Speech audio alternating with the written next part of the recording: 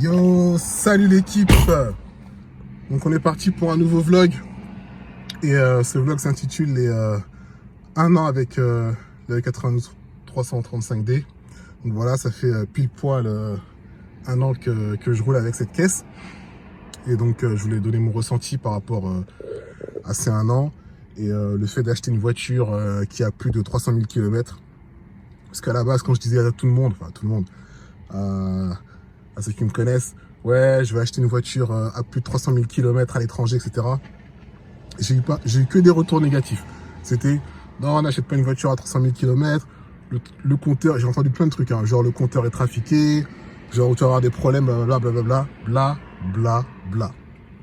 Franchement, quand on s'y connaît pas en voiture, évidemment que ça fait peur d'acheter une voiture à 300 000 bornes. Évidemment, c'est quand on veut acheter une voiture qu'on veut garder et pas faire de l'achat-revente. Et même que, quoique, on peut même faire de l'achat-revente. Hein. Il y en a qui achètent des voitures à plus de 400 000 bornes, etc. Enfin bref, moi pour le cas, voilà, je me suis lancé dans l'aventure. Et franchement, je suis pas déçu. Et je recommencerai 1001 fois s'il le faut. Donc voilà, voiture à maintenant qui totalise plus de 400 000 bornes.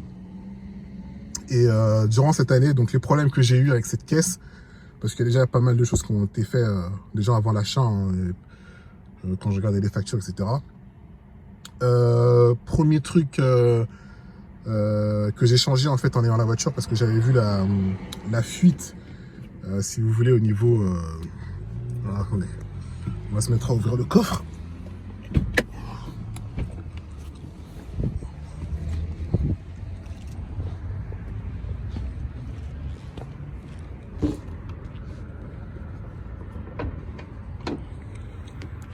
Ouais, je disais donc, le premier problème que j'ai eu, c'était bien la durite ici, là. Vous la voyez, elle est en noir. C'était une durite d'origine et elle fuyait. Donc ça, c'est la maladie de cette voiture.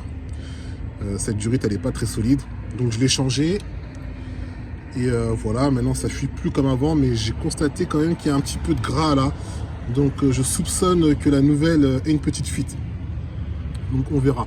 Après, il y en a qui mettent des durites renforcées, mais moi j'ai voulu mettre une durite d'origine de couleur noire, mais je crois que en 2024, je passerai à une durite renforcée. Donc voilà. Donc ça, c'est le premier truc que j'ai changé, parce que c'était mon premier petit problème à cause de cette fuite. Ensuite, niveau moteur, bon, ça a été des petites modifications personnelles, mais il n'y avait pas eu de problème, à part l'alternateur qui m'a lâché. Bon, après plus de 300 000 km, c'est un peu normal que l'alternateur ne tienne pas.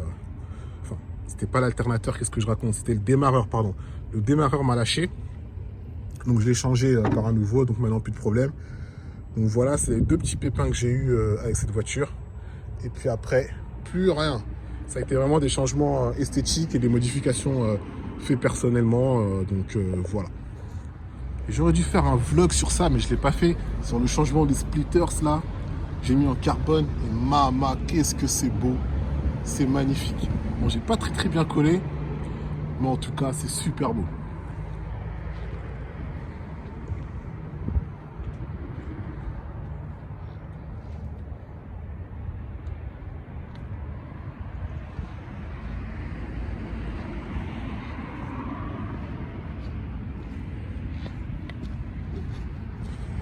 Et je rappelle, à l'arrière, j'avais mon diffuseur F1. Malheureusement, j'ai toujours pas pris le temps d'aller voir un garage juste pour qu'ils mettent les fils et que ça fonctionne. Mais on le fera, hein, j'ai le temps, donc voilà, il n'y a pas de problème. Bon, en tout cas, ce diffuseur, il n'y a rien à dire, c'est le plus beau des diffuseurs. Et en carbone, c'est... Moi, j'ai préféré en noir brillant.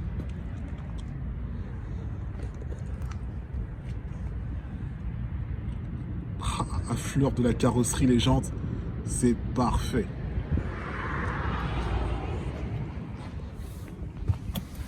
Ouais, et on m'a souvent posé la question, est-ce que la voiture, elle frotte sur les jantes parce que ils sont vraiment à fleur de la carrosserie, comme je dis? Eh ben non, ça ne frotte pas du tout, même quand il y a des passages à l'arrière.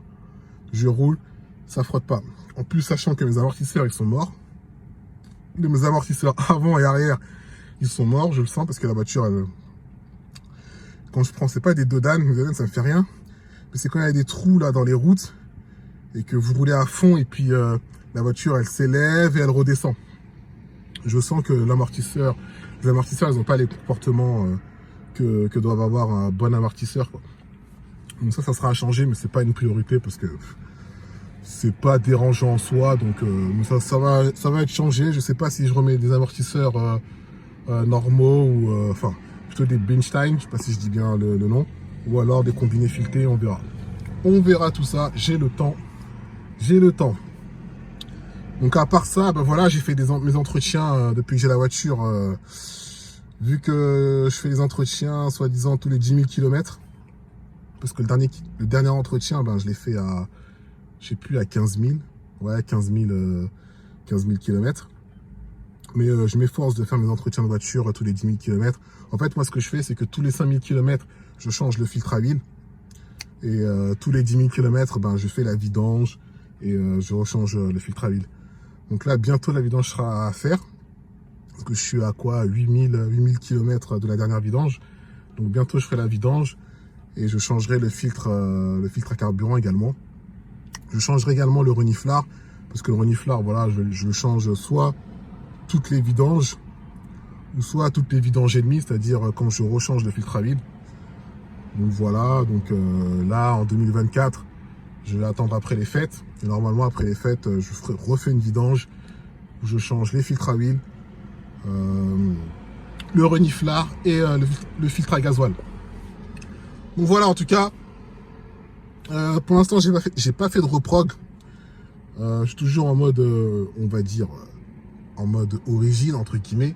Origine au niveau moteur, puissance moteur. J'ai pas fait de stage 1, stage 2, stage 3. Le stage 1, c'est prévu pour 2024. Mais voilà, en tout cas, même d'origine comme ça, en mettant un filtre à air sport, etc., downpipe, blablabla, la voiture, elle se comporte très bien. On appuie sur le champignon, franchement, ça arrache le sol.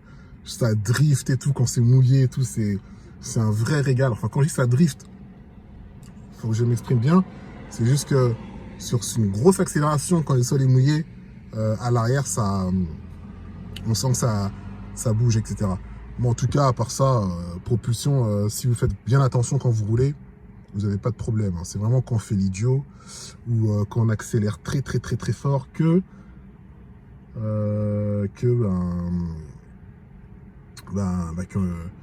part en glisse, hein, tout simplement. Hein. Parce qu'à un moment donné, je me souviens, il pleuvait très fort. Il y avait un virage, je me suis dit, ah, tiens, je vais essayer d'enlever le truc là, des TC, là, qu'on reste très longtemps appuyé sur ça pour que ça passe en mode dangereux, comme on dit. J'ai fait une grosse accélération en virage, un gros coup de volant, parce que je voulais tester si elle allait drifter. La voiture, elle est partie vraiment toute seule et j'ai perdu carrément le contrôle. Mais comme j'allais pas très fort, j'ai pu m'arrêter avant de taper un trottoir. Donc voilà, mais sinon, à part ça, franchement, ça putain, j'avais plus de batterie, donc ça s'est coupé. Donc en gros, je parlais du drift sur la voiture, la propulsion. Pour faire court, quand vous faites l'idiot, évidemment, la voiture elle va partir en glisse. Donc si vous maîtrisez pas la voiture, bah c'est mort. Hein. Vous pouvez prendre le risque de taper un trottoir ou foncer dans un mur, quoi que ce soit. Mais sinon, à part ça, quand on respecte les limitations de vitesse, quand on roule tranquille et tout, franchement, pour ceux qui ont des questionnements sur la propulsion, franchement, il n'y a aucun problème, aucun danger. Donc voilà, tout est une question de façon de conduire. Donc voilà, ceux qui maîtrisent leur voiture et qui veulent s'amuser à glisser, à surfer, franchement, la 92, c'est un pur plaisir. Pour moi, c'est la M3 en diesel. Pourquoi je dis la M3 en diesel? Parce que voilà, quand on passe en stage 3, on est à plus de 400 chevaux, même en stage 2, on est à 400 plus, etc. Donc après, c'est un autre délire. Donc voilà, franchement, 1 an avec la voiture, pour l'instant, pour moi, c'est très concluant. Si je devais mettre une note sur cette voiture, je mettrais un bon 19. 19 parce que voilà, côté esthétique, ça correspond tout à fait à mes goûts. Que ce soit intérieur ou extérieur. C'est vraiment ce que je kiffe sur une voiture. Il n'y a rien à dire. Moi, après, les goûts et les couleurs, voilà, ils sont propres à chacun. En tout cas, pour moi, c'est la voiture parfaite. Je vais la garder à vie. Bon, après, si je l'avance, parce que voilà, j'ai peut-être des projets personnels à réaliser, comme la première voiture que j'avais vendue. Mais sinon, voilà, c'est vraiment un pur kiff, cette voiture. Donc, là, j'ai vu qu'il y avait des nouvelles mises à jour sur la reprogrammation de la boîte de vitesse. Donc, je vais mettre la voiture en mode à jour sur les nouvelles options qui sont intervenues dans XHP Flash Tool et faire un petit essai routier pour voir si il y a des petits comportements qui changent. Ensuite, ce qui est prévu là pour 2024, normalement, parce que là, je vais pas vlogger avant 2024. Donc, pour 2024, ce qui est prévu, ça va être la reprogrammation moteur.